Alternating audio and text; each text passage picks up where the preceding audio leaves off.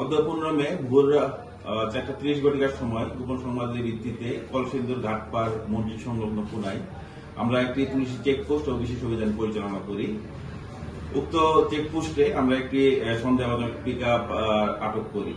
আপনারা জানেন, মাননীয় প্রধানমন্ত্রীর আমাদের বিরুদ্ধে জিরো টলারেন্স এবং বাস্তবায়নের লক্ষ্যে আমাদের মাননীয় রেঞ্জ ডিআইজি মহোদয় এবং পুলিশ সুপার ময়মনসিংহ মহোদয় নির্দেশনা দিয়েছেন। তারই আলোকে আমরা উক্ত অভিযান পরিচালনা করছি এবং অভিযান পরিচালনাকালীন সময়ে আমরা যে পিকআপ ট্রাক আটক করি, এই ট্রাকের পিছন থেকে আমরা প্রায় 13 বস্তায় সর্বমোট 549টি ইন্ডিয়ান হুইস্কি এবং ভদকা বোতল জব্দ করি এবং 3 জন ব্যক্তিকে আটক করি। যে 3 জন ব্যক্তি, 2 জনের বাড়ি রংপুরে, 1 জনের বাড়ি ময়মনসিংহ ফুলবাড়িয়ায়। তাদের বিরুদ্ধে নিয়মিত মামলা গ্রহণের প্রস্তুতি চলছে।